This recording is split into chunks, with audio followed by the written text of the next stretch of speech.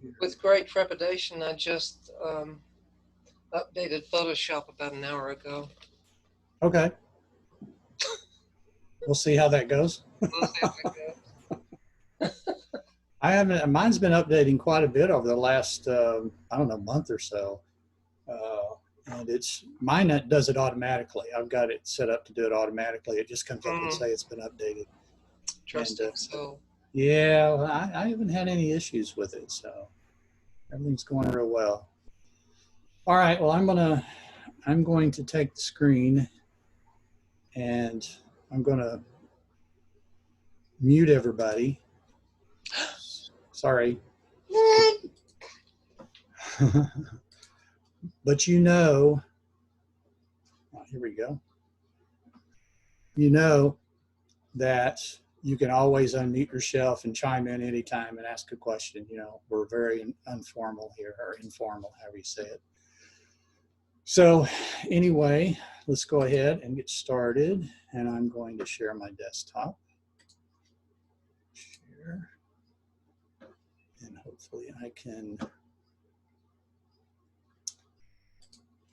hopefully everybody can see that. Let's see, I'm going to try to move this. Okay. You know that last time we talked about selections, we talked about the lasso tool, we talked about the elliptical marquee tool, the rectangular marquee tool, we talked about the polygonal lasso tool, we talked about the object selection tool, and we talked about the quick mask or the quick selection tool. So this time we're going to move forward with more selections, and these selections are up on the select bar. The other selections we talked about last time are all over here on the toolbar, and this time we're going to come up here and finish out looking at the selections from the menu items up here. And we're going to start with color range. Color range is one of those things that I very rarely use. So I'm not an expert at it, but I kind of know how it works, and occasionally I'll go in and use it. The reason I don't use it very much is because the other tools work so well for me. So if you know, it's just like anything else. You get used to using certain tools, and then tools that you really like, then you're going to stick with those tools unless something else comes along that proves to be a little bit better. So I don't use this very much. I'm not a big expert at it, but we're going to give it a shot here, and we're going to talk about color range. So when we open this up, let's talk about this selection or this dialog box here and what everything means. The very first thing up here at the top is the select drop-down list. And what this is it says, what do you want me to select? What do you want me to use for making your selection? So you have sampled colors, and that's where you come in here and you make samples, and it uses those samples to determine what your selection is. And then you have, then you have these colors. When you click on one of these colors, it's going to look at that color. Let's just click on the reds, and it's going to select the reds. And with that, you don't have any other options you can use here. So that's one of the things about selecting colors in here. So just keep that in mind. You may, let's say you have a bride with a bouquet of red roses. If you wanted to do that, you could select reds, and it could select those red roses for you without, without selecting everything else. So there is a time when you may want to use these. I don't, again, I don't use color range very much, so I don't use these hardly ever because there's other ways to select the reds, but this may be a good quick way to do it. You can also look at highlights, midtones, and shadows. And when you select, say, highlights, now you get a fuzziness bar and you get a range bar here. And we'll talk about those in just a second. I want to go ahead and go through these. Midtones, you actually get 2 range bars here, and that's because you have your midtones. How far do you want to adjust your midtones into your highlights and your shadows? And that's what this bar is for. But then you get shadows, and again, you have a fuzziness here and a range that you can adjust them with. Skin tones, you can also come in here and say, I just want to look at skin tones. And the fuzziness, I'll just go ahead and say the fuzziness is basically a tolerance. How much tolerance do you want to put in what you have selected? So if you bring it up here like this, it's opening up the tolerance to select more. If you bring it down, it's saying less tolerance for that selection. With skin tones, you can say to detect faces. So if there are multiple people in here, or even this single person, you select detect face, and then you also have then the fuzziness that you can bring up and down, and you're looking at just the face. Excuse me, looking at just the skin tones on this particular image. So that is, and then out of gamut. If you wanted to see anything out of gamut, which you can see whenever you go to print your own print, if you're not, if you're doing that. But this might be a way for you to look and see if there's anything out of gamut, which could be an issue with a print. So if you wanted to come here and make a select, look at this, you can see that there are a couple of little selections here that are out of gamut, but that's not very, not very much. Hopefully your images won't have much out of gamut. And if you don't know what out of gamut means, it just means that there are colors there that your printer or your color, like Adobe RGB or sRGB can't handle. So if that's the case, it's going to show that. And then the way it handles that is it interpolates the colors into those areas. So out of gamut might be kind of important if you have some, a lot of different colors in there, and you want to see if your colors will be handled with the color image that you're using. Okay, so again, never use that. I typically use the sample colors, and that's what we're going to use here in a second. So let's look down here, the range. Let me just turn that off, and we're going to talk about this right now. The OK, the cancel, and the load and save. OK, cancel are self-explanatory. You can actually save your settings if you wanted to. If you have multiple images that have more or less the same dynamic range or the same kind of colors or whatever, you can save the settings here, and then you can go back and load that same settings for other images. So it's, I use that with certain other applications such as shadows and highlights when I'm using that, and I want to use the same effect on one image as the next. So it's there and it's available if you wanted to do that. So then you have your eyedroppers. Your eyedropper here is your initial selection. Then you have your plus and your minus. It's the, you have the same ability here that you do with some of your others where you're using your selection tools, where if you press the option key, it turns it into a minus. If you press the shift key, it turns it into a plus. I usually make the initial selection, then I click on the plus, and then I just go around and make my selections. If I want to take it away, I press the option, and you can see on the sampler tool there, it turns it into a minus. If I let up, it's back to a plus. So I just use it that way. I don't really select these back and forth. Now, if you made your selection and you really like it and you actually want the inverse of it, you can just click invert and it turns it around the other way.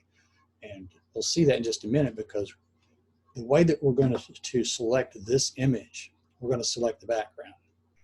And because the background is basically fairly consistent here, if we were to come in here and try to select colors for her, it would be very difficult to come in here and select all of these different colors that would select her. So instead, what we're going to do is select the colors of the background, and then we'll come over here and invert it, and we'll have her selection that we can use. Okay. Next, down here at the bottom, we have selection and we have image. And what that means is, what do I want to see here? If I click image, then I see the image here, and I can click around here and see the different areas that I want to select. But here I can actually see as the selection comes along, so I can go back and forth if I really want to. And I'll show you that in just a minute. You'll see what I mean. this selection preview down here at the bottom is what do I want to see over here? Do I want to see it in grayscale, which is like that? Do I want to see it black matte? Do I want to see it white matte or quick mask? Okay, so I usually just use grayscale, the same as it is up here, because you can see the selection a little bit better. Okay, so if we come back up here now, let's talk about the fuzziness and the range, and we'll talk about localized clusters. If I don't use localized clusters and I come in and I make my selection in here, it's going to make this selection, and then I can use my fuzziness to say I want a little bit more, I want to get a little bit less, I want to dial it in here. And by the way, we're really just interested in these edges. We don't really care whether it selects inside here or not, or if it gets this up here or not, because we can fix that real easy. What we're interested in is these edges, all these edges along here. We're getting a really good selection around those edges, and we're getting really close right here with just one selection, and then a little bit of fuzziness. So if we take this down a little bit more, we even get a better selection with the hair up here. Actually, maybe a little bit more back this way, because we want to have some of this lightness in this hair here as it shows through. So with this, we could actually take this selection as it is, but I'm going to show you how you use localized clusters now. But basically, just come in here, let's forget about localized clusters for a second to continue with where I was going, and you can make other selections. I could click here and here to get rid of that, and then you can see that it brought some of this in, and that looks pretty good. Now I lost some of her hair, so I may want to remove a selection here. So I'm pushing on the Alt key here, and that really messed things up. So see, you know, one little selection like that, you can really mess things up. So I'm gonna do Command C to back out of that. And then I'm gonna go with fuzziness down a little bit more. So it's just a matter of playing around with this and getting a good selection. Let's look at localized clusters. Localized clusters, it basically gives you a range here. This is where you're using localized clusters, is with your range. What that means is if I pull the range to the left, wherever I have clicked, it's focusing on those clicked areas. So if I pull the range way down here to almost nothing, you can see that that's all that's being selected where I have clicked. If I bring it up, it begins to expand those out to where you're getting a lot more. So you'd want to come over here now and do some more. Localized clusters is really better if you're trying to just zoom in on just a small area. Like if you have you know, maybe a lake, and you have a little lake bed in front of you with rocks or something like that, and you want to focus on those rocks to do some lightning or something like that, then you could go in with these localized clusters and just zero in on those rocks and do your adjustments.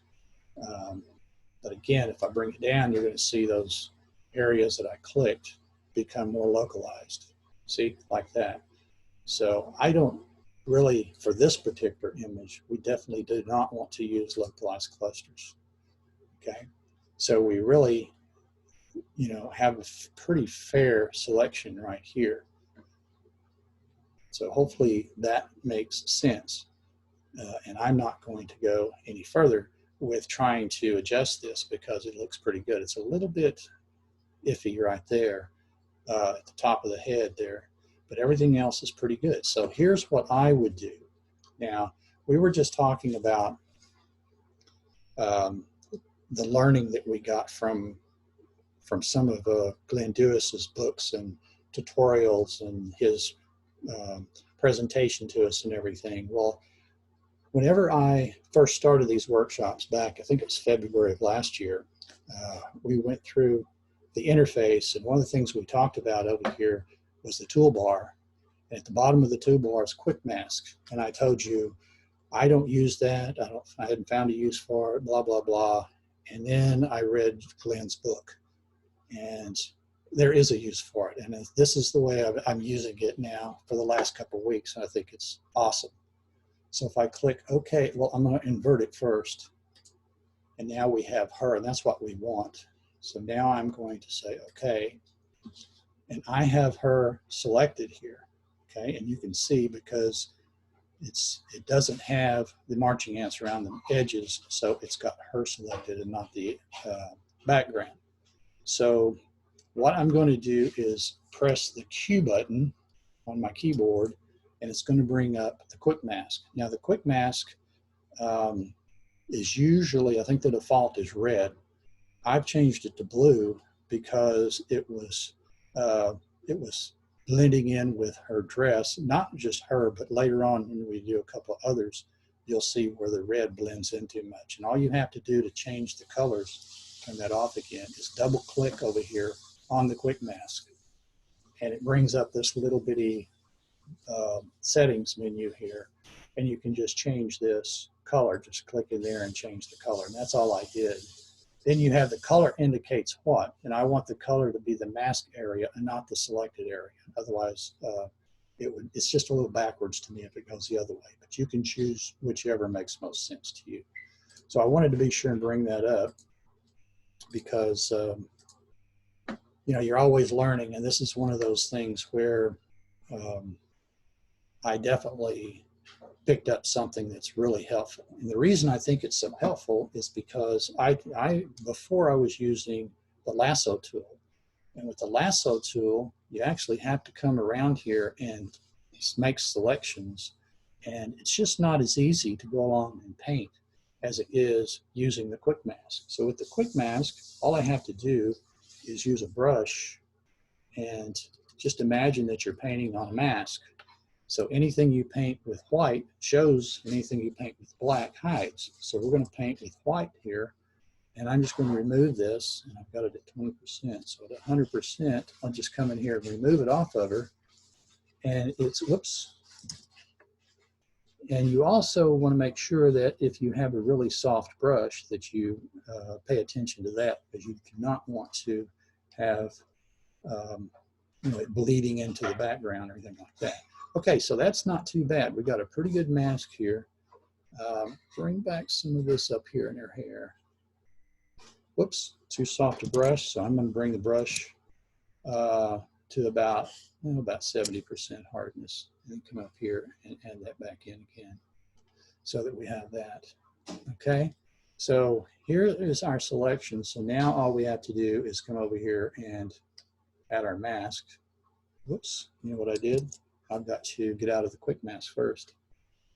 So press Q to get out of the quick mask and come back to your selection. Now I can see here that I missed some things. So I'm going to go back into the quick selection real quick. You just can't see those in here. So there we go. I think we still got something on our hand there, but we'll take care of that. So now you press here, whoops, here to get your mask. So now we've got our mask off. Now, one of the things I like to do, I'm going to make a copy of this, and then I'm going to turn this off. And I'm going to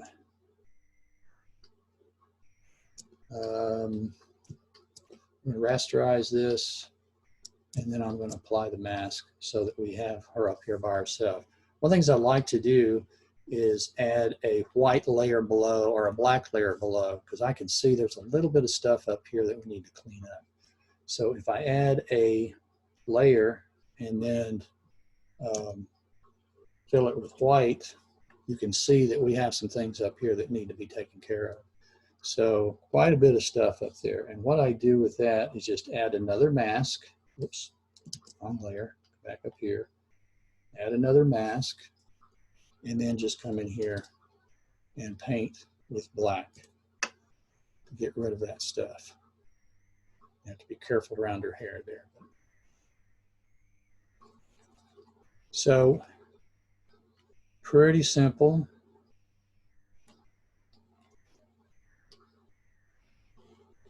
There we go. Oops, got her hair a little bit there, but I'm going a little fast here. Okay. So not too bad. Now we've got a nice little mask here, or extraction. So now if I take this and we'll just apply that, and we have a nice little extraction. So if you wanted to put another background in there, we need to talk about libraries. Maybe we'll do that next time. So I have some textures here, and let's just grab this texture and bring it over here. And we're going to rotate that and, whoops, bring it down, bring it up, say okay, and then we're going to put it underneath her here. And now we've got this background. So what do we see here? We see some halos around her hair, and that's what you're going to get. And let me explain why that's what you're going to get. Because she came off of a mid-tone to light background, and you're putting her on a much darker background. If I took this instead, let's take that one over here, and you can already see the difference here.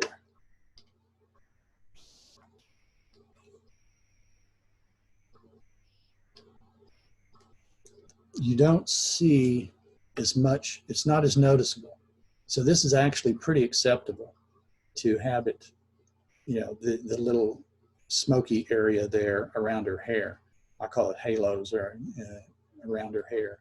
But it's pretty acceptable there, but it's probably not acceptable here. And there are some ways to change this a little bit.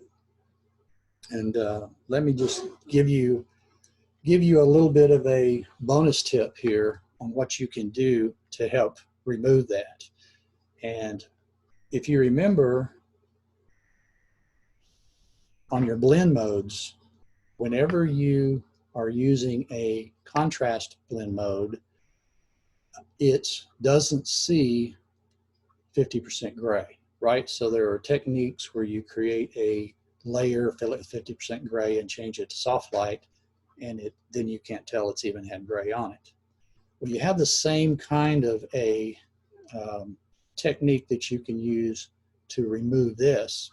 And what you do with that is you can change, you're on a brush, regular brush, change your blend mode to any one of these. It doesn't really matter. I usually click overlay because overlay is just the first one. And then you have a layer mask here. You can paint either black or white depending on what you want to do with this. If you want it to take it out of the background, this is already white, so it's actually, I need to, let's see,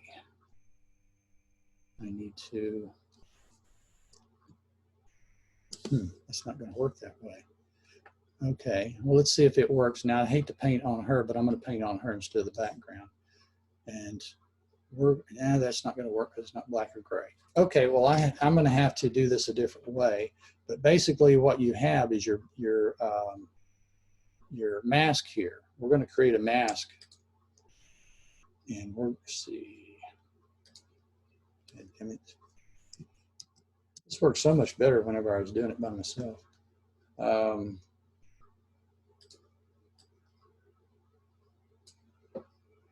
right. Delete. Okay.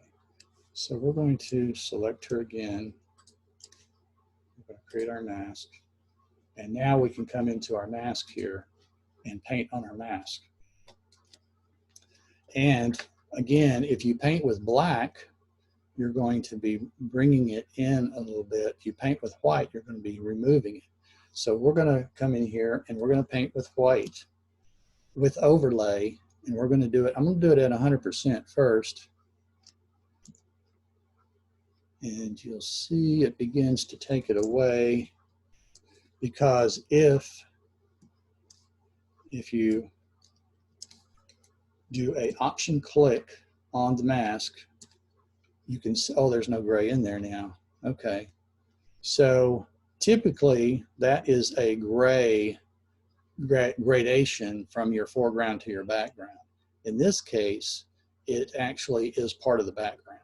So this technique is not going to work for that. We will look at this technique later in another instance where it works really well. But in this instance, because that is not gray, it's not a gradation, it's actually part of the background that's in there. This technique is not going to work. So we're going to do, sorry about that.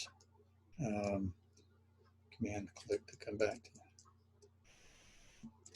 our option plug. I mean, there we go. So anyway, anytime you have a extraction, if you have going from a light background to a dark background, you're going to have some of these issues. If you're going from a dark background to a light background, the other way around, you're also going to have some of these issues. But if you have a similar density of a background, similar lightness of a background, it's going to work pretty well. Okay. Now I really need to turn that off to soften it up a little. So this actually doesn't look too bad. Now, what would I do? I would go over to select and mask and I would fix this. But we're not talking about select and mask tonight. We're just talking about doing this, color range and so on. So let's get back to color range. Let's look at another image. Any questions on this? Anybody can just pop in anytime if there are any questions. Bob. Yes. Where'd you find the quick mask a while ago? It's right over here in the toolbar, or you can just press Q for quick mask. Toolbar where? Over here on the left. Can you see my? Yeah, I do. Okay, it's over there underneath the foreground background.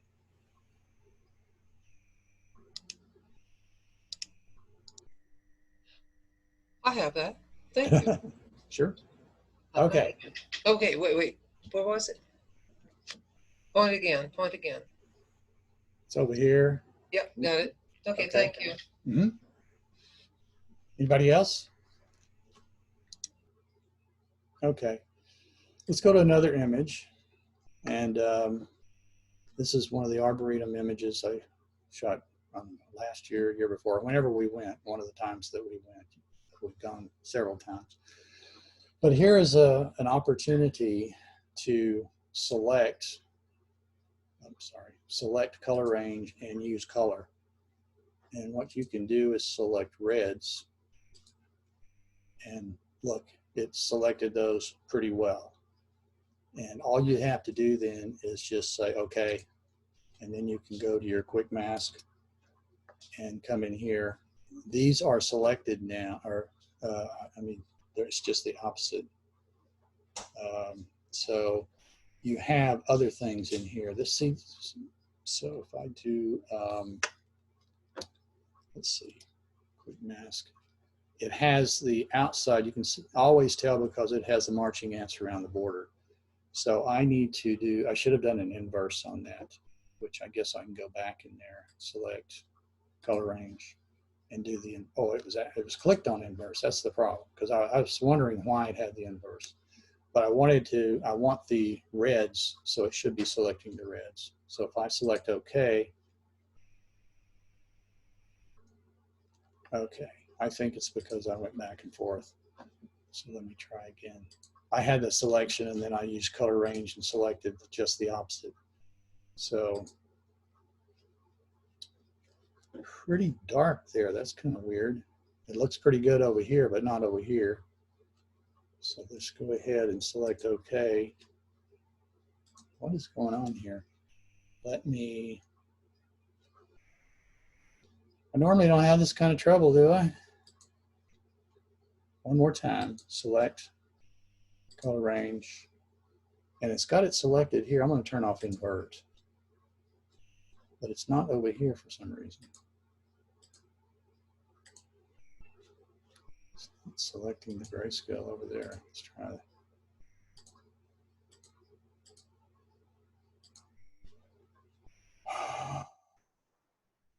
I'm not sure what it's doing here. No pixels are selected. So I'm going to actually close this and go back and open it up again, because it's got something in there that it's doing. So let me go.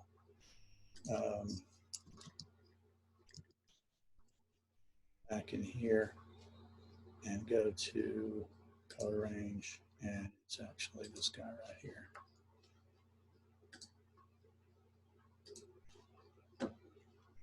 Okay, one more time. Hopefully this will work this time.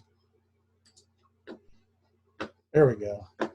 So now we have it, and I do want the inverse. Actually, I don't want the inverse because it is selecting reds.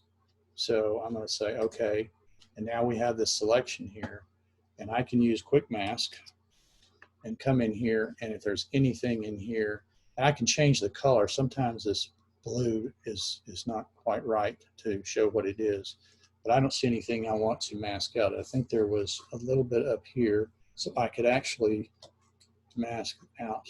I'm not sure what that is. Looks like a stem or something, and we could just kind of go like this to mask it out.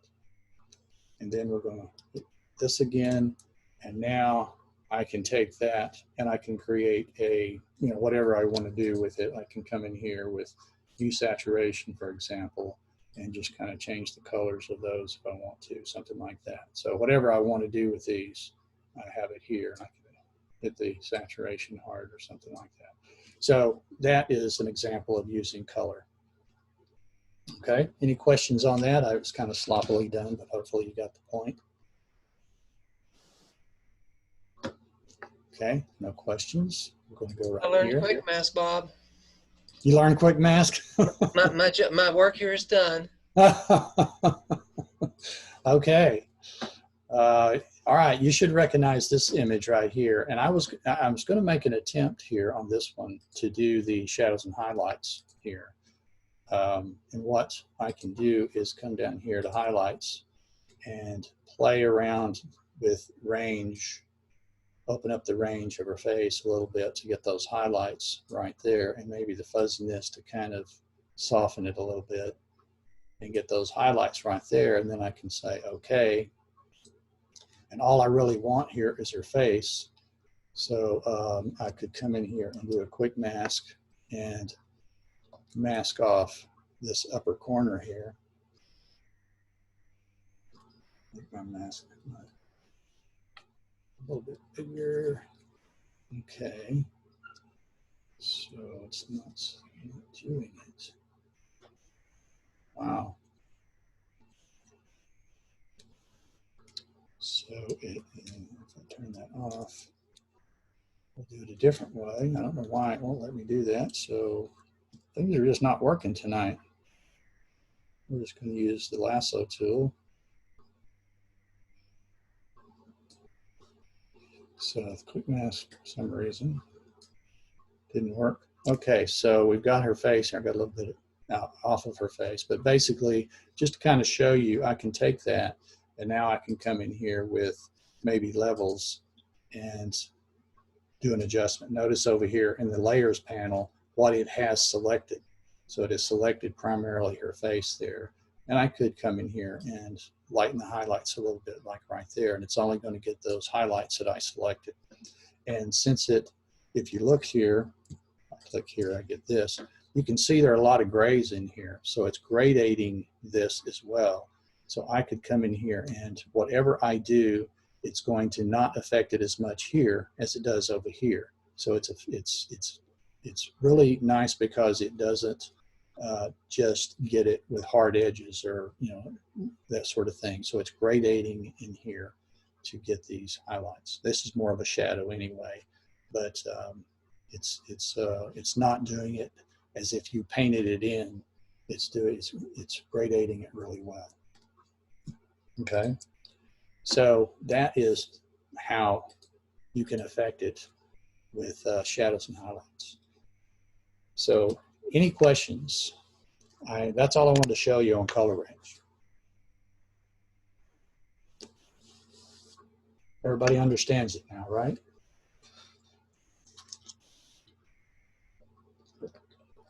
Oh yeah, we're all experts now. Well, you can see why I may not use it often because, I like to do it different ways. As far as landscapes, which most of us are actually do landscapes, and here I am showing primarily portraits, but the luminosity masking is one of the best ways that you can actually do gradation changes and zero in on the exact areas that you want. So that's one thing that I really like to use for selections. But really, in a case like this, it's going to be select subject and select object. It does 99% of it, and then you just do a little bit of adjustment with quick mask and then jump over to selected mask and you're done. But we need to go through these because there may be times that it doesn't really work the other way. So you just need to know that there's, what is this, like the 10th way that I've showed you how to do selections. So I mean, there's just so many different ways. So, all right, well, what I'm going to do is close all of this, and we're going to talk about focus area.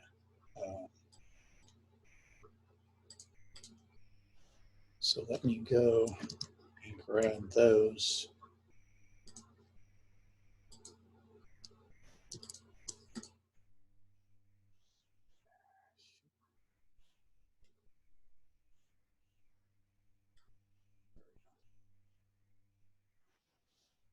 Okay. You should recognize this image as well. I've used it enough times. Okay, the whole idea of focus area is that it should be selecting what is in focus, right? I mean, that makes sense. So you have an image like this where you've got a lot of the background that is not in focus and some of the foreground here that's not in focus. So it should be picking her as well as some of this foreground here that's in the focal plane with her. So let's see how it works. We go not filter, selects, and then focus area. And you get this little dialog box here. And this little dialog box, see what it does? It has this little auto checkbox here, but unless you do it, turn it off here and then do it, whenever it opens up, it's always checked. So, but basically you say, this is a little slider to tell you in the area, what do you want it to infer is in the focus, is in the range of focus. So it automatically finds her. However, it puts a big hole in her head and has this little thing on her side here. And this out of focus back here, it doesn't select that. I mean, it selects that, which I'm not sure why. And then all this out of focus area here, it also selects. So it's a little weird why it does that. But you have, if I take this and I push it just a little bit to the right, let's say 375, then it's going to add a little bit more, and you just play with it just a little bit more to 4. And it keeps adding stuff here, but she still has a hole in her head. So what I like to do with this one, and again, I never, ever use this one, but if I were using it, first of all, we have soften edge. Well, let me just talk about the interface here on this dialog box first. You have your couple of icons here. They're the same as the icons that you have over here on your toolbar. So, I don't know, paying attention to those because there are shortcuts for both of those. Then you have your view. How do you want to see it? Right now it's set for a white background, but you could also select marching ants, overlay on black, on white, black and white, on layer. So you have all these different options that you can select.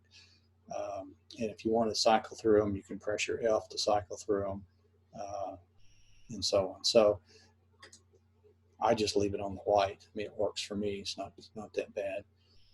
And then you can turn the preview on and off. And I'm not sure why. I guess you turn the preview off, it works a little faster, but then you can't tell what you've done. So I always leave the preview on. And then you have this little advanced area down here, and you can open that up, and that's noise level. How much noise do you want to allow in there with the focus? I just leave it here, let it auto select, or I can take it down to 0 and say I don't want any noise in there. But I typically will leave it on auto. So leave that just like that. And then output, how do you want to output it? There's lots of different ways. I'm going to output it to a selection, so I can use quick mask, but you could also, bring it, come out here as a layer mask or a new layer, or a layer with a layer mask, even a new document or a new document with a layer mask. So you have all these options once you select OK, what it's going to do. And then soften the edge. I can't tell that does anything, quite honestly, but it's designed to soften those edges a little bit. And then select and mask. Take it into select and mask with what you have. So instead of going to selection, take it into select and mask and go from there. So finally, you have the tools over here, the brushes, where you can, excuse me, you can add to what you have, or you can subtract. So if I have the add brush, again, you can use the Alt or Option key. Just leave this checked and just use the Alt or Option key to change it to a minus. Excuse me. So I'm going to come over here and I'm just going to drag this across her head like that, and it should fill in. Okay, so now it did that. So then I'm going to press the Option key, and I'm going to go down here and say I want to get rid of all that. And let's see what it does. And it got rid of all that pretty well. So then we have this. I'm going to make my brush a little bigger, and I'm going to press the Option key, and we're going to see if it'll get rid of all of that, at least a major part of it. Okay, not too bad. So it's actually, but I mean, still, it's taking more time than I really want to use. So you're having to do a lot of work here that you wouldn't have to do if you were saying select subject. I mean, just to be quite honest. So you can, what I really, like I said before, what you're really interested in is making sure she has clean edges. So you don't care about this up here right now. You can get rid of that in quick mask real quick. So what I would do next is come over here and see if I can get it to remove up to her foot there. See what happens. Not too bad. Come in here and click that and see if it'll remove it. Okay. So you just have to kind of play around with it here to get it to get you a good selection. And then we'll go down here like this. See how that's going to work. Okay, so you're not too bad here. I mean, you could come in here and get most of this with a quick mask. Whoops, got too much of her foot there, so I'll back that up. If it'll let me. There we go. So I'm just going to press Q now and go to my quick mask. Oops, I got to say OK. So I want selection, so I'm going to say OK, and it's going to make this selection. And then I'm going to go to quick mask and just come in here with a great big brush. And we're just going to remove this, I think.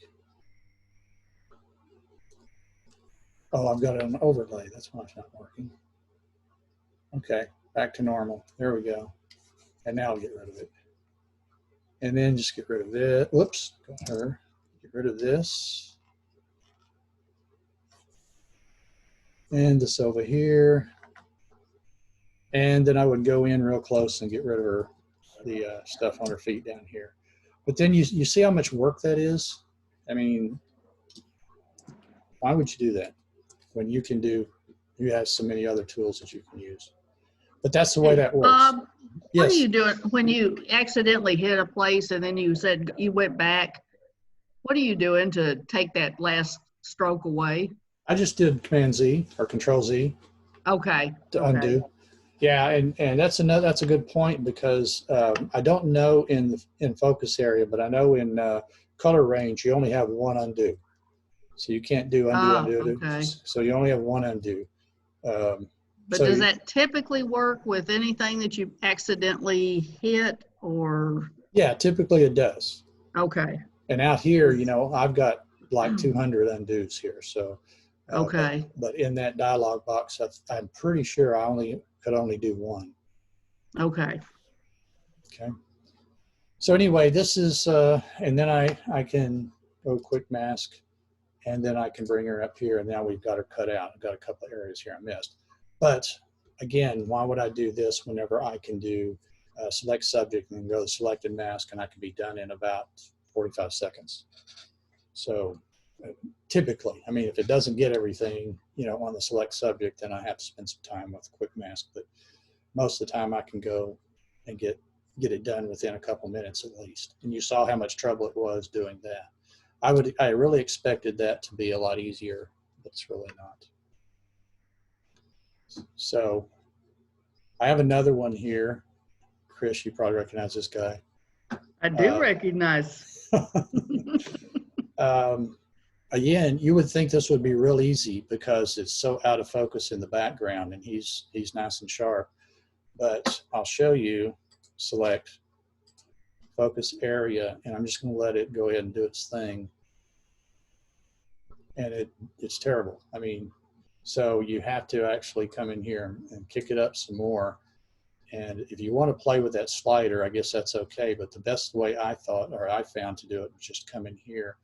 And I have to spend like 10 minutes with this thing trying to get it to, you know, bring everything back in focus or back into the selection. So I don't find this real useful. I'm sure somebody out there swears by this. Maybe there's, you know, I just don't understand it. But to me, there's just so many other ways to make these selections. So anyway, any more questions on focus area? I think that's something that will probably, I would never use. But you know, if you go out and you see a video or something where somebody's using it and I think it's wonderful, then you know, maybe they know better than I do how to use it. Okay, so there's no questions. We're going to close these.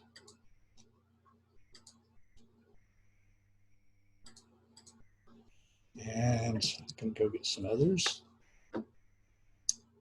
Similar and grow.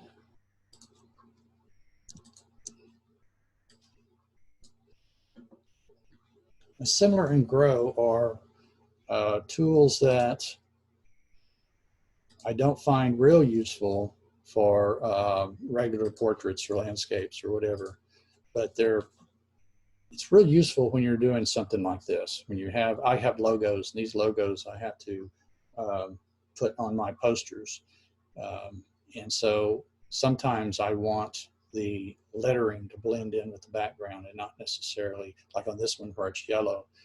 The mom of this kid that is going to this school, they own this company, and she asked me to do some advertising for some of the programs, and it depends on which team they're advertising. So if they're advertising at Heath High School, then it's red. If they're advertising at you know, Rockwell High School, it's orange. So it just depends on where it is. So I'm not sure how this one turned out yellow, but let's say you wanted to change this yellow to green. Well, there's a couple of really fast ways to do that. And first thing I'm going to do is I'm going to add a layer over here. Let's see, I think it's this way. Nope. I always forget what the shortcut is to add below. There we go. So I'm going to fill this with green. Okay. So I'm going to go to the fill dialog box, and I'm going to go to color, and I'm just going to pick a green here. So that's kind of, so I get a bright green. Let's go brightness here. Here we go. Kind of a bright green like that. Okay. So now I have this right here. One of the easiest ways to do this, now you've been through this before, is to double click over here and use your blend if slider. And your blend if slider, I can just take the white, and this is going to be a light color. So once I reach that color where it's really light, it's going to go away and it's going to turn to green because this is showing through. So this is a real quick way to do it. Now the problem with this way is that if I, whoops, I'm going to keep that for just a second. If I wanted to do a cutout of this to put it on another one with a different color or something, or maybe I wanted to put it on the background or something, just the lettering, whenever I do a Command T to select it, it thinks that I still have the entire thing, because all the blend if does is it hides that. It doesn't remove it, it just hides it. So the answer to that is to, let me move this back over here, is to use, doggone it, I keep clicking on the wrong thing. There we go. Is to use similar, select similar. So what I'm going to do is I'm going to select and do a marquee selection here, just of the color that I want, or the pattern that I want, or whatever it is. I want it to select anything in this entire image that is similar to what I have selected. So if I say select similar, now it has selected all of the yellow around here. Now I want the opposite of this. So I want black. I could, I guess, have come in here and said select similar on the black, but sometimes you'll have multiple colors in here with a similar background. But if I just say Command-Shift-I, I'm selecting the inverse of that. You can see that on select. The inverse is Shift, Command, or Control-I to invert. So I've inverted that, and now I can create my mask, and now I have my green. And now if I want to select that again, I just do a Command-T. If I apply my layer mask, I do a Command-T, and I have this area right here instead of the entire area like you would have seen over there. Okay, so that is similar. So what if, let's go back. What if I didn't want the inside of these O's, or the inside of this A, or the inside of the zeros down here to be selected? I come in here and I select this, and I say select grow. I don't know why they call it grow, but select grow, and it selects everything except, you can see it doesn't select the inside of the O's here on roofing, inside of the 9, inside of the 6. It doesn't select any of that. So now Command-Shift-I to invert it. If I have a layer, now you've got your yellow still in here where all those are. Now where is that important? Where's that being, why would that be, you ever want to do that? You may not want to do it here, but what if you had, where is it? What if you had this and you don't want it to select the eagle, or you don't want it to select the cross here or inside the A?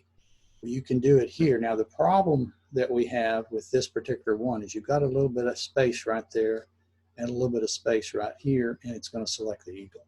But if that space weren't there and you wanted to not select the eagle, then you would do grow. So you could come in here and say select and grow, and it doesn't select inside the A, it doesn't select the plus. It does select here because we have that little space there. But if that were closed, and it were closed here and here, then it wouldn't select the eagle. And there would be times where I may want this to be pasted on a poster or something like that, and I want that eagle to not bleed through. I want it to be white. So that's where I would use grow. Now I would probably come in here and attach those real quick, which wouldn't take much, and then run that. And either that, or I could come in here and just paint it, put a white behind it, instead. So there's different ways to fix that. But that's what grow is. So that's similar in grow. I mean, that's it in a nutshell. If you had, let's see, we have another one here. So same type of thing, if you wanted to select similar, then now you've got all of this cut out and you can put this on another logo, another image. So I guess if you had maybe a brick wall in your background and you wanted to select it, that you could select part of that brick wall and say select similar, and hopefully it would get most of your brick wall for you.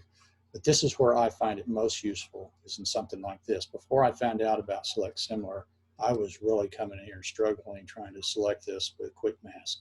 And even now, you know, we have the, sorry about that.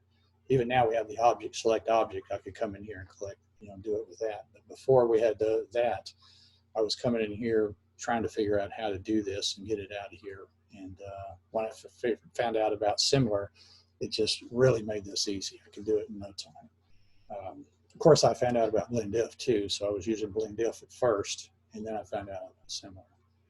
So anyway, that is that. Any questions on that?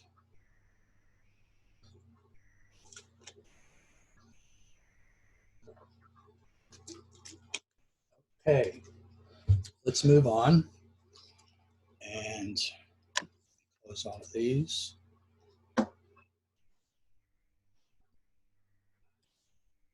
Break time?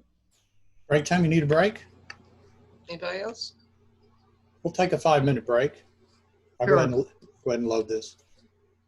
Sounds good. All right.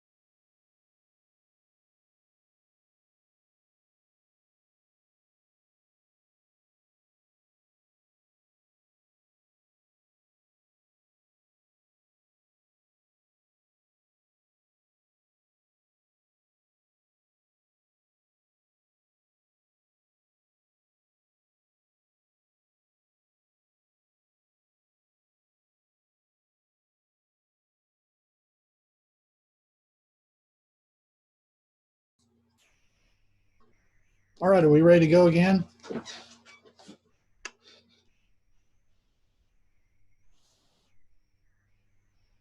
I'm ready.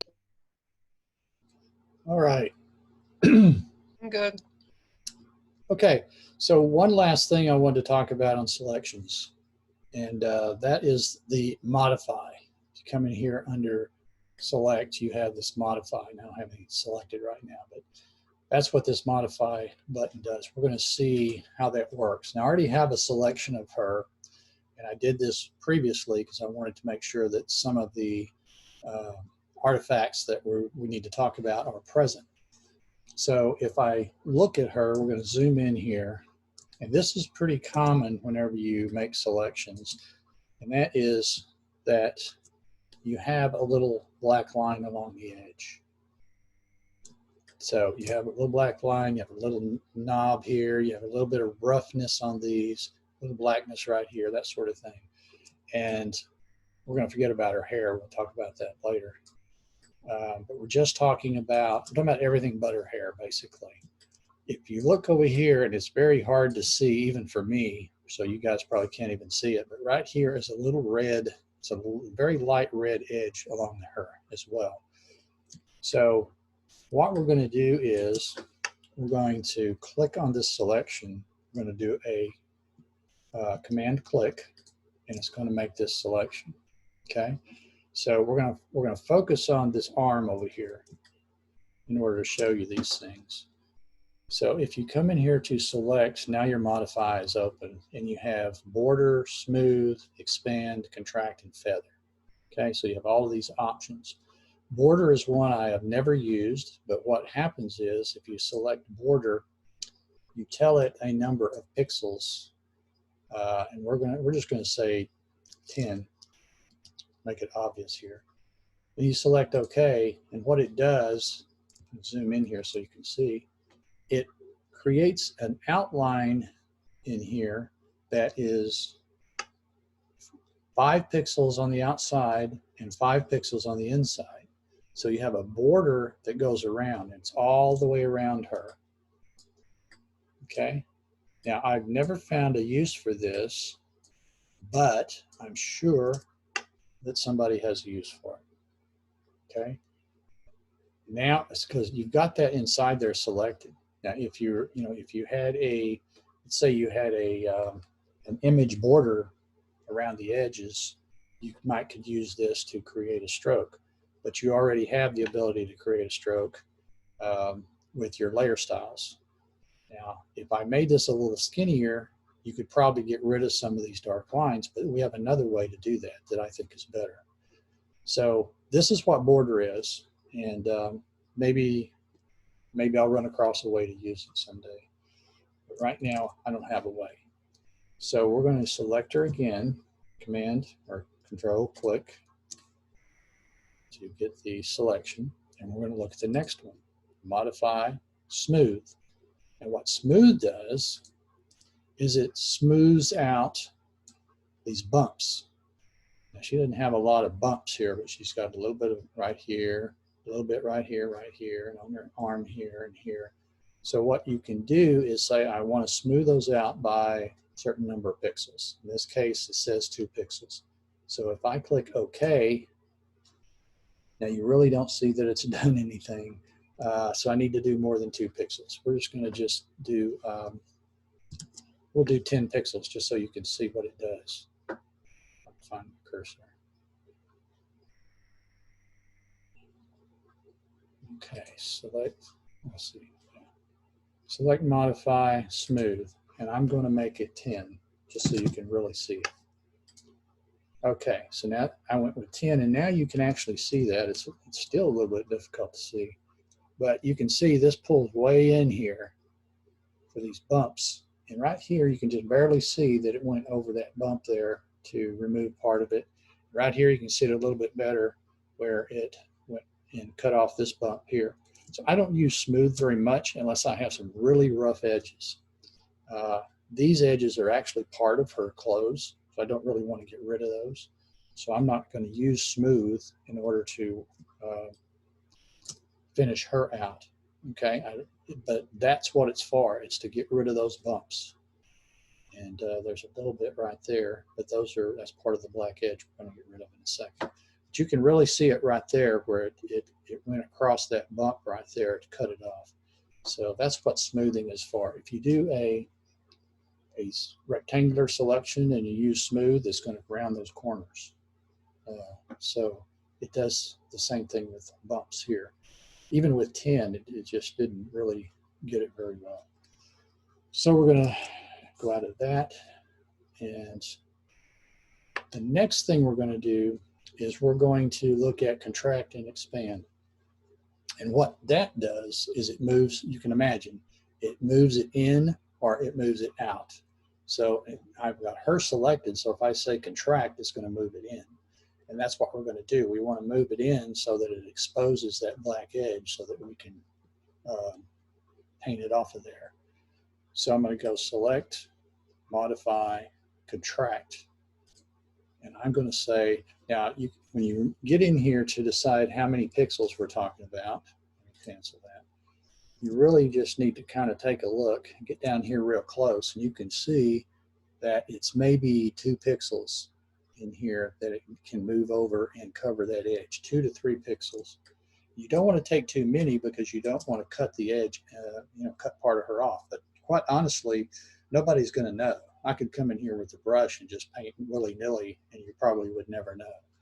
But this is a real quick and easy way, let's zoom back out a little bit, to remove that dark edge. So I'm going to come in here, again, select, modify, contract, and I'm actually going to do 2 pixels. It may wind up needing to be 3 pixels, but we're going to do 2 pixels. And you can see on the edge there where that has moved in inside that black edge. And for the most part over here, the same thing. So this looks like it's going to work real well. So what you have to do, she is now the selection instead of the background. And you want the background to be selected so you can cut that out because that's part of the background now since you made that selection. So Command-Shift-I, if you back out, you can see that we have the marching ants along the edge. So we'll come back in here. And now we take our brush and we're going to paint with black. Let's see. My brush looks like it's really big. There we go. We come in here and we paint. Oops. Now here's a common mistake. I was on her instead of the mask. So I need to Command-Z to back out, remove what I did, and come over here and click on the mask because you want to paint on the mask. So now look at that go away. You see that dark edge? Real easily that dark edge now goes away. So that is real quick and easy. And then you can come around here and get the rest of her, and I'm not going to spend time on doing everything, but it would take away this red edge over here I was talking about. And it's this quick. You could also go in there and just say fill it with black because that would do it for you as well instead of painting it. So because you have the background selected. So if I just say, use my Shift Delete or Shift Backspace, bring that up and say fill with black, it should do all that for me. You notice all that go away. So you could do that instead of painting around and it gets rid of it as well. So now if I deselect, notice how those edges are gone. They're just not there anymore. Not here, not here. It's all gone. So it worked really well. So, if I had just said fill with black, that would have been done in, 10 seconds. So very easy way to go in and remove those edges. Now, the third thing that I always do is I want to feather those edges because these are real sharp edges and I want to have them to gradate a little bit. So I'm going to apply this mask, and the reason I'm going to apply this mask is because I'm going to select, I guess I could select it from here though. Yeah, I'll just do that. So I'm just going to do a command click here to get the same selection. Okay, like that. Then I'm going to come up here and I'm going to do select, modify, feather. And I typically will feather 2 to 3 pixels. And if I do 2 and it doesn't look as good, then I'll back it out and I'll go to 3 and try it again. But Usually not more than 3 because you don't want it to be too obvious that it's a smoothing or a feathering.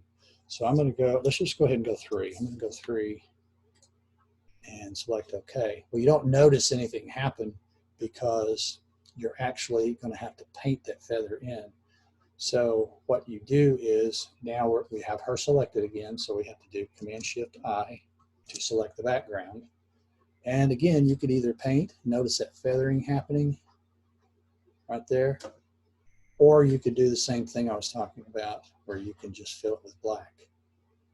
And after you look at that, and we'll just do this part, there's no reason to do everything. Do a Command or Control D, and now you can see that there is some feathering. If you go in there real close, you can see that there's a little bit of gradation there, a little bit of feathering. What that does is it allows it to blend in with the background much better. One thing we learned from Richard Sturtevant back in 2016, I'm sure he's teaching it different now, but he likes to go around at that time with the mixer brush and do a kind of a blend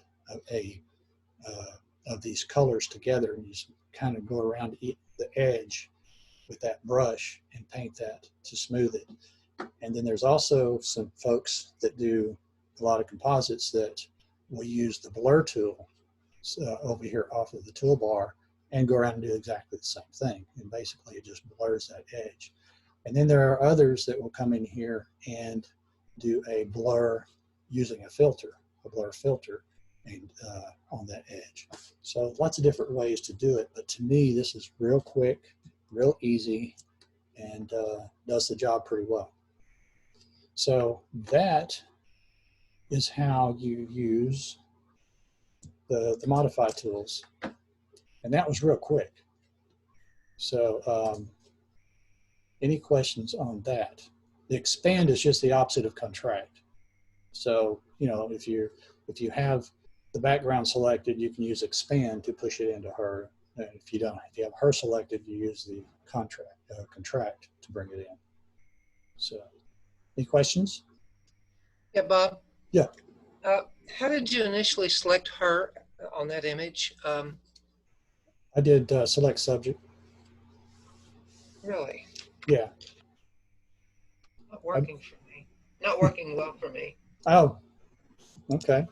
Well, I can go back out and No, it's fine. It's kind of strange how it's working. But no, go ahead. Continue. okay.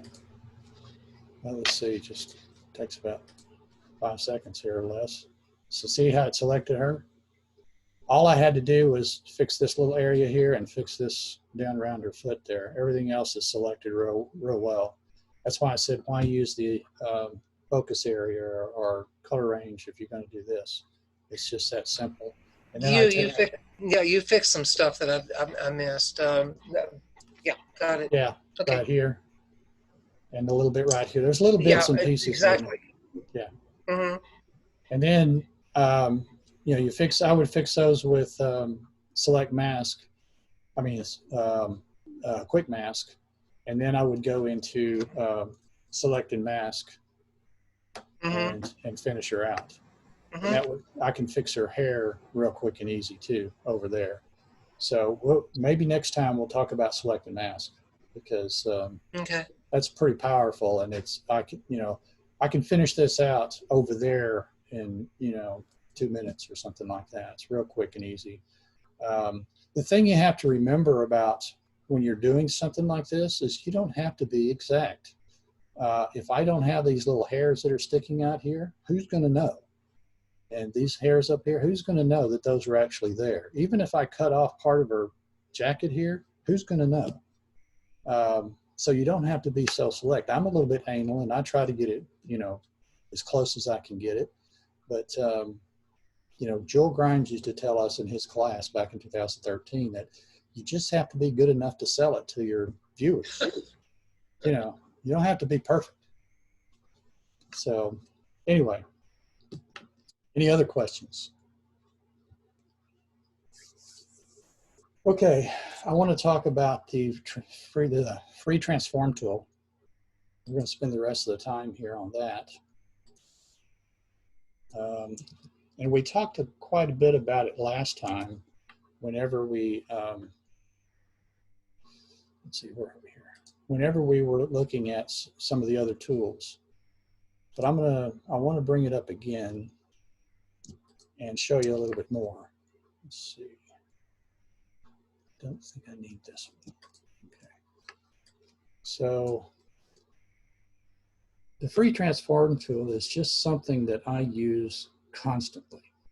And, you know, maybe, you know, you don't do the same kind of things that I do, but maybe you will find that there are times where you want to do a certain thing.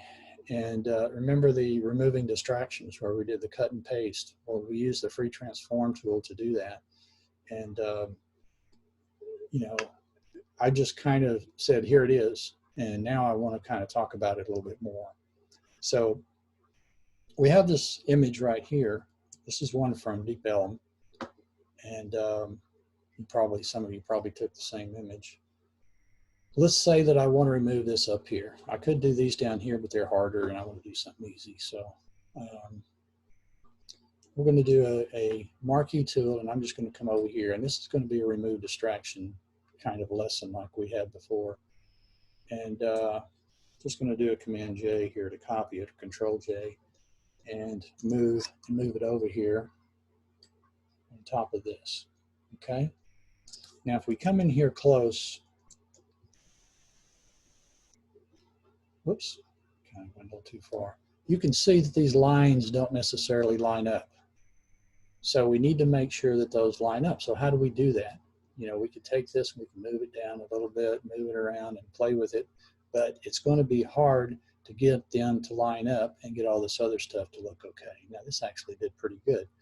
Because this is lined up real well, this is lined up real well, and this is lined up. It's just this one corner. So what do? You know, you could do a lot of things, but you know, you could clone over it, which is always one answer. That's what I've done in the past. Once I get it in there, if it doesn't line up, I just clone over it and try to make it line up. But if you use the free transform tool, and by the way, if you just right click inside here, you get this menu here, this drop down menu. It's exactly the same over here as if you do edit and go to free transform or transform, you get exactly the same thing. So for me, I never go over here because all you got to do is right click in here and you got it. So I want to talk about all these different things in here. Now, we're not going to talk about these that are grayed out. We're just going to talk about these others. So free transform is basically what we've got here. Well, let's talk about the toolbar first. I'm sorry. Let's come up here and I want to show you the toolbar. So what this is, you have the X and Y axis, which says exactly where this right here is, this left corner. If I take this corner, move it around, you can see those numbers changing. So if I took it and just went straight out, notice the X is moving, but the Y is not. So this right here is the corner that is showing where the X and Y is. Next to that, you have the width is 100%, the height is 100%. So that means that when I brought it in here, it was this size. And if I change it, now we have the width is 133%, but the height is still 100%. If I take this and move it down, now we have, you know, both of them changed. So if I want to go back to 100%, I can just type that in there. In my case, I'm just going to do a Command Z to bring it back. But I could just type in 100%, it would bring it back to the original size. This right here is angle, as you can tell by the little icon there. If I grab this and move it, and notice that that shows you the angle that you've moved it. You could also type it in there. So if I wanted to go, you know, 90 degrees, it would do it automatically. So I can go back to 0, and we're back to where we were. So then you have, this is horizontal and this is vertical degrees. So I can take it and it's actually skewing it. So it's easier to do it this way. If I take this and move it to the left, you can notice, see how that's skewed to the right a little bit, how that's slanted a little bit. I'll do some more. See how that's slanted? Slanting back and forth, so it's skewing it left and right. Hit 0. And then this is vertical, same thing. So that's what that is. That, for me, this is more informational than it is useful.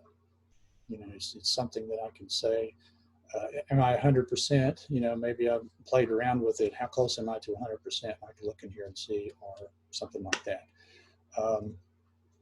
If I'm trying to get exact and I know the exact pixel, then I can come in here and plug in the X and Y axis and move it to exactly the right location. I've never really had to do that, but that's something that is always available if you want to be able to do that. I tried to do that at one time with an action, and what I found out was that the X and Y axis is in different places based on different sizes of images. So if I had an 8 by 10 and a 16 by 20, the X and Y axis would be in different places, in the like 1 inch from left and 1 inch down or something like that. It would show up differently as far as pixels are concerned than it would, for different sizes. Excuse me. Okay. Then the next thing up here is interpolation. So what does that mean? That means that if I take this and I make it like this, I'm enlarging it. So in order to enlarge it, it's got to add some pixels in there. So in order to add those pixels in there, how does it know what to add? So it uses an algorithm and it interpolates what those pixels need to be. And this is, you'll find this whenever you go to create or to change the size of an image.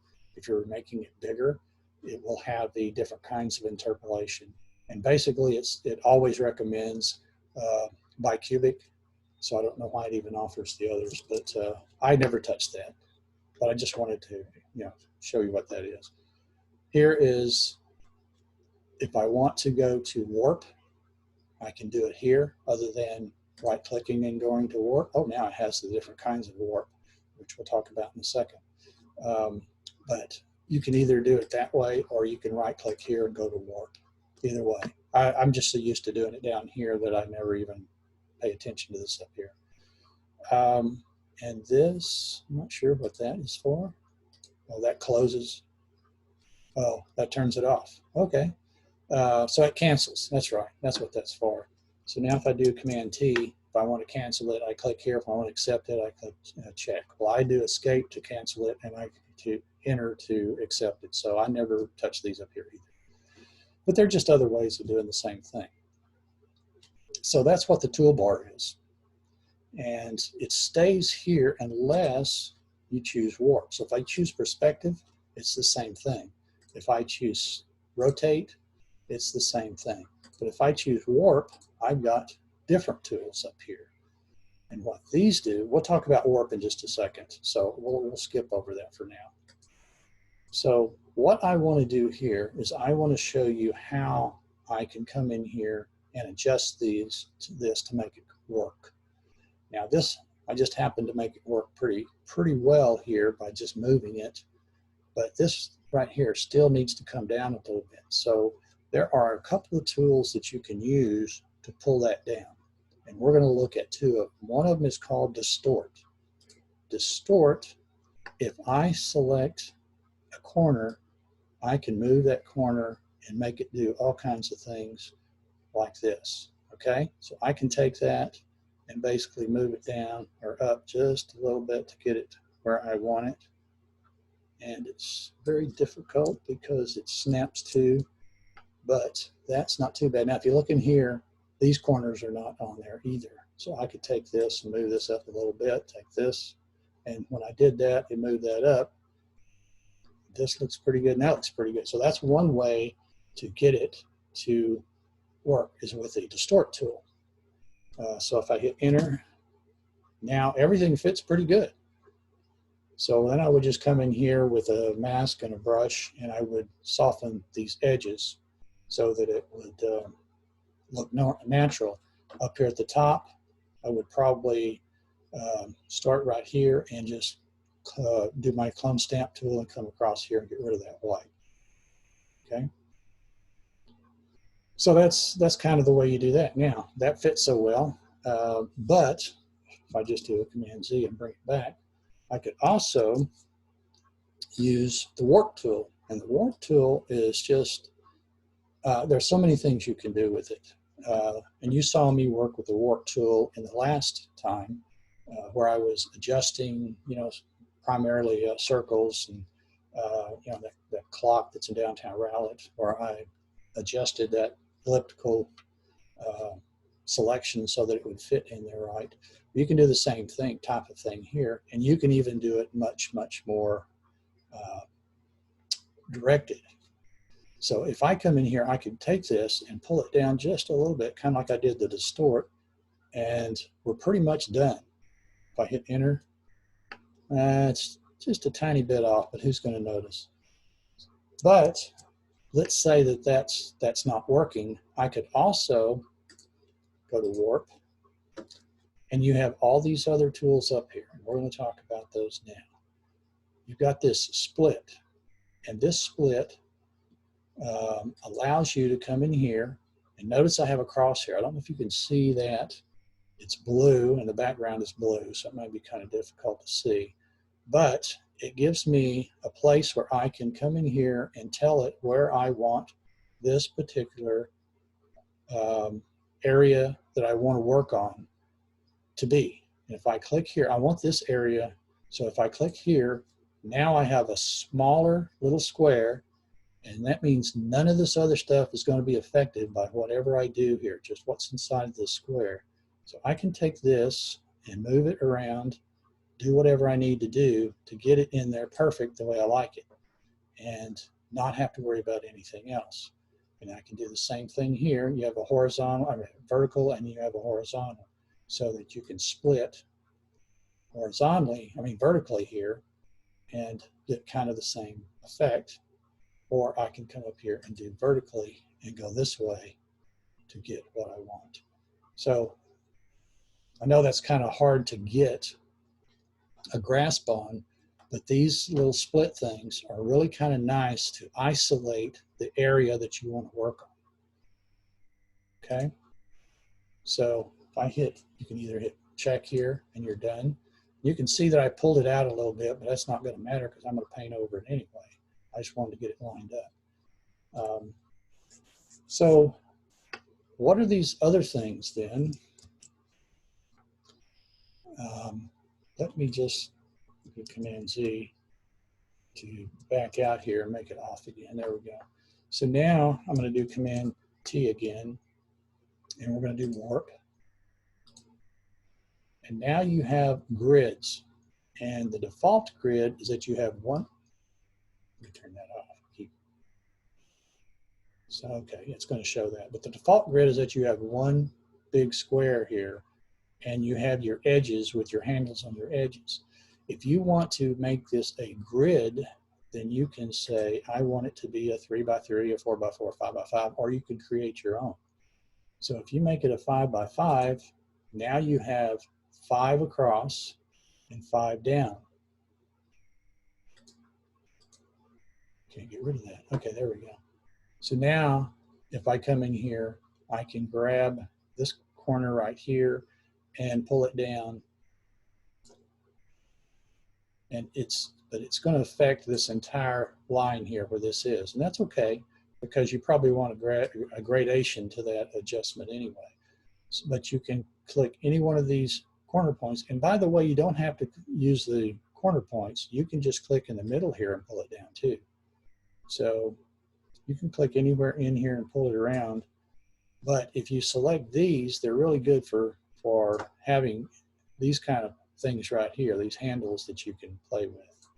So that's what that grid is for. I typically wouldn't do a 5x5. I would probably do, I typically like the default, but if I wanted more, depends on how big, maybe a 3x3 I'm like, yes, I want to proceed. So now I've got 3 by 3. These are bigger, so if I don't need it as delicate or as pinpointed as a 5 by 5, then I can do this and play around with it. So pretty flexible here. Okay. Now get rid of this. Escape. Okay. So warp again. Oh, let's see. You have these. I'm not sure why these are not available, but basically you have the ability to there's a drop-down menu here where you can do the arc and you can do different things with this. So maybe that's maybe I'm thinking wrong, but anyway, that is warp, and that's a good, warp and distort are the 2 biggies that you can use here that that you can really move these around and make them fit. And just imagine that if you're doing you're removing a distraction and you move something over like this and it just doesn't quite fit, just remember that warp and distort are 2 really cool tools that you can use to adjust this. Okay. Now scale basically just means it's kind of like pre-transform. I mean, you just scale it and you put your numbers in here and you can move it and do all your stuff. Rotate is the same. You have that by going to your corner and rotating. So if I just say rotate, I'm coming here now and I get the rotation icon there and I can move it around. It's the same thing as changing it right here, but you're moving it on your own, which is the way I prefer to do it anyway. Excuse me. Now perspective, no, we didn't talk about skew or perspective. So we're going to look at a couple of other images for that. So any questions on warp and distort? Those 2 tools are some, kind of like freehand type tools. No questions? Let me just go to one. This is, Robin, I told you I added one late. This is one that I added late because I wanted to show you that you can also use warp on an image like this. And if I just go Command T and right click and choose warp, I can come in here and pull this over and kind of straighten these buildings. Now there's better tools for this, but if you can imagine that you have something in your image, I'm going to pull this one the other way and just kind of straighten this out to where this is closer to up and down, and then I can just do this and crop out this area down here. So not only do you do it on a regular selection, you can do it on the entire image if you want to. Now, like I said, there's better tools to do that, but you can go over to Camera Raw, and there is the perspective tool over there that does a better job of this. But you can see I did that in about 2 or 3 seconds, and it straightened it up quite a bit. So, this is the original, and this is after free transform. And I just crop that out or do a content aware to fill that in, and then you have more straightened buildings. So just another way to use, and you could even use your distort tool rather than your warp tool. If I do right click and distort, and I can bring that over here like this, and it actually does a better job because it brings the rest of it with it. So in one little thing like that, now I have this a little bit straighter and I don't have a problem down here. So again, just another way of using that tool. Questions? I'm going to close these if there are no questions. Okay. Now here's a way that I use the perspective tool. And I do posters. Sometimes I'll want to put their logo down here in the middle of the court. If they're on a basketball, I put a basketball floor in there that's not theirs, and I want to put their logo in there. So what we're going to do is I'm going to take this rock and R and we're going to bring it over here like this, very tiny.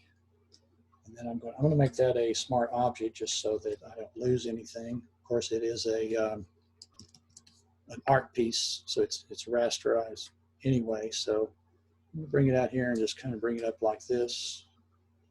And this works with this kind of floor. If you have this in the middle, lined up with this center board, it works best that way. But if you have, and that's because the vanishing point is up here. So if you look right here, you see where these are coming together, there's a vanishing point up in here. So if I put this on that middle board where it's just kind of right in the middle of that, and then I do a Command T, right click, perspective, and then I'm going to bring these out here to where these side handles are lined up pretty good with these boards. So see how this is lined up with that board and this is lined up with this board over here? They don't have to be perfect, but they need to be pretty close. And then whenever I click OK, now this is lined up with pretty good perspective to the floor. So the next thing I would do basically is come over here and change this to soft light and then bring the opacity down, something like that. And it looks like it kind of blends into the floor. Then to add to that, I could take this yellow jacket and bring it over here. We're going to do the same thing with it. Now I'm going to put it close to the front here. First thing I'm going to do is, well, I'm going to make it a little bigger, like this. And then I'm going to come in here and blend if and take the white away. There we go. Oops, too much. You know what? This is where grow works. Let's do grow. So we're going to come in here and do a selection because I want this white to stay inside his hands and his wings. So I'm going to do a little selection here and I'm going to say select grow, and it's selected that. And then I'm going to do a Command Shift I, and we're going to do this. And now we have him left. So hopefully you followed that because that's what we just did about 30 minutes ago on how to use the grow. Then I'm going to take this and I'm going to apply it, and we have the yellow jacket left.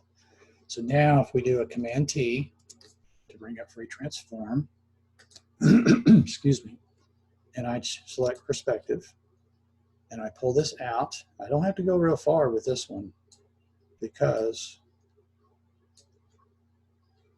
he is in the middle and he's already in front of us. So this, he's just kind of laying down a little bit there. We take that. Again, I would come in here. You don't have to do this, but it kind of blends them in a little better and bring the opacity down a little bit. So now you've got these in perspective of the floor. So that's how you use perspective. The idea is to make sure that they're lined up with the vanishing point. And so if you wanted to place them over here, it'd be a little bit different. You would have to line up with different, the different boards over there and do it a little differently. But this is typically how I do it, like this. Any questions on perspective?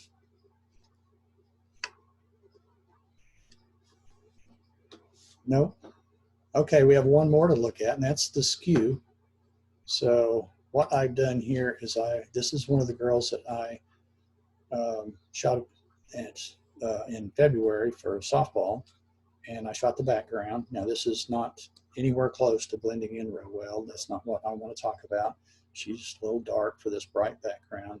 But what I want to talk about is one of the things that you really do want to do with an object when you bring it in is to ground them to the background so that they look natural. And the best way to do that really is with a shadow. So we're going to talk about how to create a shadow and using the skew in order to make it look right. Now she's got light coming in from both sides of her. So in this instance, we're going to just pretend like this light's not here and the light is coming in from this direction. Okay, so we want the shadow to be cast over here like this. Okay, so we're going to come in here, and the first thing that I'm going to do is copy her, Command J, Control J. Then I'm going to make a selection of her, Command Control click, and then I'm going to fill her with black. So foreground color is with black. So if I do Option or Alt, delete or backspace, I fill her with black. And then I Command D to deselect. And now we have her up here. So the first thing I would do is come in here and call this shadow. Okay. Now I'm going to move it down below her because she's going to be on top of the shadow. So now what I would do is take this and do Command T for free transform. Notice that I'm on the shadow down here. I'm going to right click. Now, I didn't talk about these down here. I haven't talked about these yet, but basically they do exactly what they say. Rotate this 180 would, turn her around. 90 degrees clockwise, 90 degrees counterclockwise, self-explanatory, flip horizontal, flip vertical, exactly what they sound like. So I'm going to flip her vertical, and that's going to be this. So she's upside down here in the shadow. Now I'm going to back this out a little bit so you can see. Now, unless the light is coming directly overhead, or excuse me, directly from the side, way down on the side like a sunset, this shadow is not going to be this long. It's going to be much shorter than her. So now I'm going to press Shift so that I can adjust this and push it up here like this. Okay? So now she's up here like this, and if I want the light, I want the shadow coming this way, I'm now going to right click and select Skew and grab this handle and go over here like this. Okay? Now she may still be a little bit tall here. Look at this long skinny leg here, but we can play with that. Okay? So now if I'll select Enter, and we've got her in here. So maybe it's a little bit too long. If it is, we can just do Command T and I can squash it some more like that. And okay, so I'm not going to get into it, but basically I would come in here and paint a little bit under her foot here to show that she's grounded there. Actually, I guess I will do that. It's not that big a deal. So come in here on the shadow and painting 100% black. Notice that if I paint on the shoe, it's not going to show because it's behind the shoe. So I'm going to come in here with my brush. And the idea is to just kind of paint in here like this to get a little bit in front. And a little bit right here. Maybe a little bit more right here. Something like that. And then over here on the other foot, if I can find my cursor. Where's my cursor? One of the things about Photoshop is I lose my cursor all the time. There it is. Okay. And then you've got all this light coming in over here. So you don't want to show anything over here, but maybe a little bit right here so that she's grounded a little bit. Now, I probably will take this off because, or add some more shadow to it because the light's coming from that direction. So the laces here are probably not going to be seen either. So it might be best to come in here and just kind of paint over like right here, like that, because that's where the shadow is going to be, okay? And I would play with this a little bit to get it to make sense to me. And, I might come in here and change it 2 or 3 times before I really like it. But that's how you use the skew to get a shadow. Now, I'm not done. The next thing I would do is come in here and I would be making turn this into a smart object. And then I would come in here and do a Gaussian blur and probably blur it to something like that, maybe 10 in that area. So just to give it a little bit of softness, maybe that's too much, depending on what time of day and where the sun's coming from. Is it a harsh sun or not? So we'll just blur it like that. And typically, the blur is more defined here than it's going to be out here. So this is going to be much softer than it is up here. So what I would do is come in here to the filter itself and do a gradient and bring that gradient. And I may have to do this a few times here to get what I want. Actually, that was way too much. So I'm going to come back here and do it kind of like this. And you have it much softer here, much more defined, and that's still too much. So I'm going to actually bring this from 100 to about 70 and try it again. And we'll just go from there. So it's a lot more defined here than it is over here. One more time, we'll go this way, a little bit more in this direction. Okay, so now we have that the way we want it. Now the next thing I'm going to do is come in here and do the opposite direction for fall off. So I would come in here something like this, go back in this direction, maybe not enough. So make it back up to 100%, maybe go back a little closer in here. What's happening there? Oh, I did 10% instead of 100%. That's why. A little bit more like that, and then you have fall off like that, and then you come over here and you could bring the opacity down. Something like that. And you've totally lost it up here, but that's okay. And then you may want to come in here and adjust this a little bit. But anyway, you get the idea. The whole thing was to show you how skew works. That I can take that and just skew it to the left and make it work. So now with the sun coming from this direction, we have this kind of a shadow. Any questions on that? I hope you get a lot of money for doing these. It seems like a lot of work to make it look so real, you know? Yeah, it's a lot of work. Let me show you. I'm actually done. I'm going to open up an image that I've been working on. I was telling Jeff about it before we started. Let's see. I'm going to not say close all of those. I'm going to go ahead and open this. Now, this is a huge file, so it may take a minute for it to open. And it's not here, so I have to go find it. So, which is right here. I was hoping to do this for print competition, but I was telling Jeff that I'm not sure it has enough impact on it. I think technically it probably looks pretty good, but you know, you have to have something that reaches out and grabs you. And I'm thinking that I need to add a little bit of dirt flying up, even though this is a artificial turf field. Maybe a little bit of smoke or something to make it look a little bit more exciting. But it's what I have here is I shot these this girl with the softball team in February. I shot their field, and I wanted to do this kind of an image, and I needed a catcher and an umpire. So I went back to my old files from 2015, I think it is, and got a catcher, but I didn't have an umpire. So I went out on the internet and I found a perfect image, and I got in touch with the photographer, and he let me have it to use. So I have the umpire and the catcher and the batter. And then for the field, I wanted to put people in the stands because the shooting I did when I shot their field, it was empty. So I didn't have any people to put in the stands. So I went out to my basketball images that I shot a few years ago, where I shot the players, and then behind the players were people in the stands.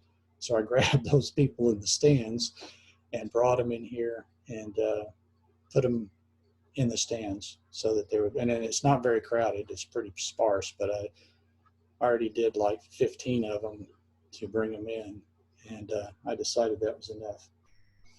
But while we're waiting on this, I'm thinking next time about doing select and mask.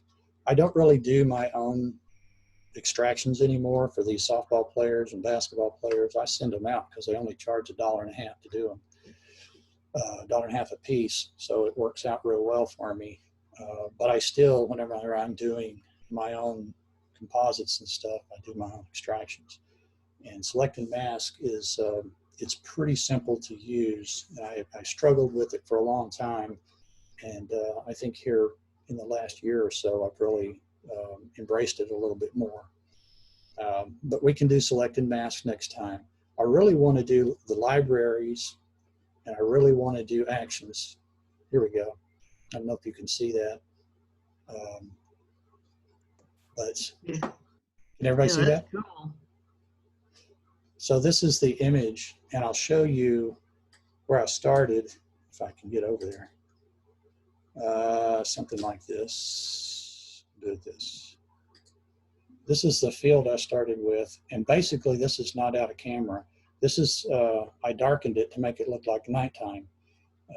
It was shot at about 2:30 in the afternoon, and the clouds, it was a rainy day, so you had a terrible sky. So I wanted to make it at night, so I got rid of those. I also had some trees over here that I removed. I just took this netting over here and copied it over here to remove those trees. But this is their artificial turf field, and I came in here and I added these players. You can see here that start with the umpire. This umpire is, whoops, the bat is up here too. Oh well. Umpire is the one that I got this is actually a woman, and she was in UC Berkeley magazine for wanting to always be in Little League softball or Little League baseball, and they wouldn't let her. And now that they've changed the rules so that she can actually umpire for them, she's too old to play. But so now she's an umpire for the Little League World Series. Now, one thing that you probably don't notice, but her hand is missing, and this leg was missing too. And I just copied this leg over here, and you can see that it looks kind of whomper jawed, but it doesn't matter because when I add the catcher in there, the catcher's covering it up. So it doesn't really matter. And then I bring the player in. And this player, they call this slapping the ball. I don't know if any of you know much about softball, but if you're a slapper, that means that you're actually on the run, getting started in your run as you're hitting the ball. So the idea is that you're just going to try to get on base. You're just trying to hit it to the infields, and before they can get to it, you're already at first base. So that's the idea of slapping the ball. And I asked her if she was a slapper, and she said yes. So I said, give me this pose. And she was scared she was going to knock my lights down because I have a light right here and a light over here, and that's why she has light on her helmet like that.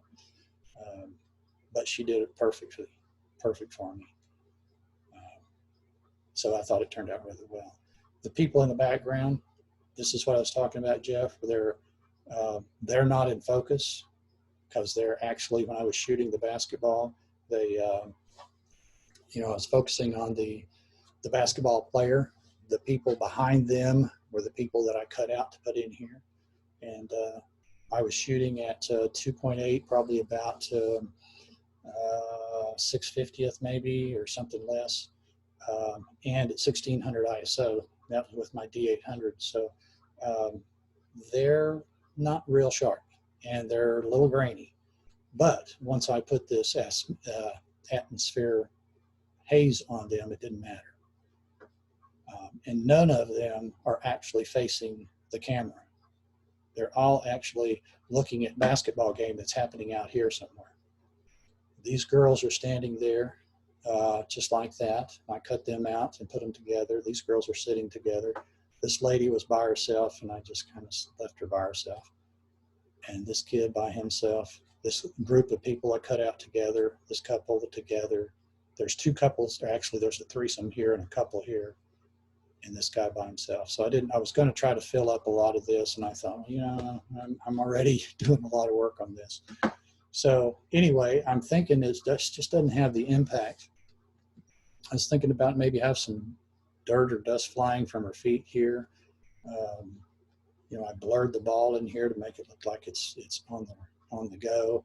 She's hitting the ball, so I blurred the bat a little bit for movement. So I'm not sure what else to do to this, but I'm thinking about the lighting. I want to add some light rays in here probably to kind of add to the atmosphere. I need it to balance to her helmet here, light coming on both sides. So I'm going to have some light coming from this direction and light coming from this direction to do that.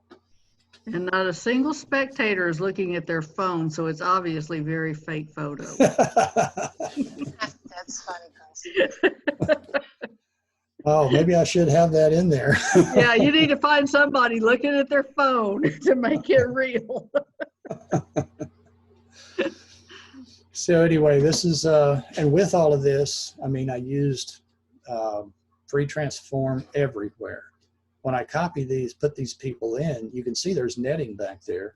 So I had to come in, let me zoom in here a little bit. I had to come in and copy some netting on top of them. So what I did was I come up here and grabbed this netting up here and then came in. And when I did that, whoops, a little too far there. When I did that, I had to match the netting that's around them. So I had to use my warp tool to push it around so that these netting things come together, so that whenever this comes down here, comes over her face where you can see it, it's part of this. So it was a big challenge. That was one of the hardest things that I had to do. But that was how I put the netting on top of them. Just took that, brought it over here, and then I changed the opacity to bring it down a little bit so it would match. But in some of this, it doesn't match real well, but it does good enough. You can't really tell. These right here, if you're zoomed in, we're zoomed in here at 193%. You can see that there are some edges on these folks, so I may need to come back in here. I don't think they're going to zoom in 193%, but there are edges here that probably need to be worked. And put the shadows underneath them to try to make them look natural. So anyway, you can tell if I take this, I've got noise here. Let's see if this comes off of here, what that looks like. There we go. So this is just a noise and atmospheric thing that I learned from Joe Grimes a long time ago. And basically you just put a layer on here and paint it, fill it with an off yellow, and then you go in and add noise, and it gives it a kind of an atmospheric look. And I also came in here and added blur, and then I did a graduation of it so that it's blurred starting at about right in here somewhere, and then it goes up, and it's more blurred back here than it is up here in front, to give it a little bit more of a natural depth of field look. So anyway, I'm not, I didn't intend to show this to you, but I thought, whoops, I thought that, it kind of falls in place. It kind of falls in place what we're talking about. I got the shadows under here and the shadow here where I did the skew and and all that kind of stuff, and copied the netting over them where I had to use the warp. So I'm using all those tools all the time. So anyway. So Bob, Yep. the netting up there is already isolated, is that correct? Already isolated, what do you mean? Meaning that the sky behind it has already been replaced? Yes, actually, yeah, I really darkened this down to make it look like night. And then I took this and copied, and that's a good question though. I took this and copied it over here to get rid of these trees, because there were some trees over here that had halos on them, and I had trouble getting rid of those halos. But for pasting it on top of the crowd down here, I took it in and did some different things. I think I did a blend diff, or I did I darkened it or lightened it. I can't remember how I did it, but I wanted to do something to separate the net from the background. Whoops, wow. I wanted to do something to separate the net from the background, and I was able to whiten the lighter parts and darken the darker parts in order to separate that. And then was able to get I think I used a luminosity mask to get it off of there and create a net by itself. So anyway. Cool. So yeah, I've spent about, I don't know, maybe 3 or 4 full days on this, off and on, back and forth. Most of my time was cutting these people out and trying to make them look real in the background. I already had her done because I had this done I didn't use this thing. Yeah, I did. I used this for for her montage that I created. So I already had her done. I just needed to do some toning adjustments. And then this guy was already done too. I just need to cut him out and do some work on him. And then when I found this guy or this gal, I actually used the low res image. And when I contacted him, I asked for the original image, which he sent to me, which is much sharper, and had to do it all over again, but that's okay. But the time consuming was these guys back here, all of them, and trying to find them, you know, going back through all those images and finding something, because they're not any of them facing straight forward. All these people back here are facing kind of off to the side, but you know, like any crowd, they're chit-chatting back and forth and not really paying attention to the game. So Yeah, that's, most people are not really paying. They're watching their kid or yep, something else going off over there or something. Yep. So yep, exactly. So anyway, when I finish it, I'll let you know, but I think I need to do something to give us more impact on this. You really can't tell if she's swinging and missing or if she's actually hit the ball or what here, which needs to, I need to clarify that somehow. So Bring the ball up with just a skosh. up here, like Yeah, up in here? I Okay, think. okay. I was thinking of bringing the bat down to cover part of the glove too, because that to That me, will work. Either well, way. yeah, I just don't like the way it's sitting on top of the glove. I bring the bat down or bring her Mhm. down just a little bit so that it's obvious that it's in front of the glove. It looks like she's hit a ground ball that way. Yeah, then that's what I wanted. See, I could have put the ball Oh. up here. I could have put the ball up here, but a slapper wants to hit it on the ground. Okay. So I could have put the ball over here too, you I'm know. not a jock. But oh, yeah, okay, well. well, maybe not a baseball jock. No. You're a motorcycle jock. When I was teaching, I went to one of our girls' softball games once. That qualifies. That makes you an expert. I Oh, was well. impressed. So anyway, yeah, this was the, you know, the background was shot at about 2:30 on a rainy day, and it was you know, a challenge to get it changed to make it look like this. But I think the light rays will help a lot too. That's what I did on another poster that I did for a girl. Put some light rays in here, and it really added to it. So I think I may do that too. All right. Any other Very questions? Excuse me? Very good. Appreciate it. Thank you again. You bet. Let me know if you have any you know, desires for what we talk about next time, or I'll just decide on my own. Selecting mask and libraries, and if we have time, we can start on actions. Okay. Sounds good. for me. All right. Thanks, guys. Appreciate the night. time. Everybody have a good Bye. night.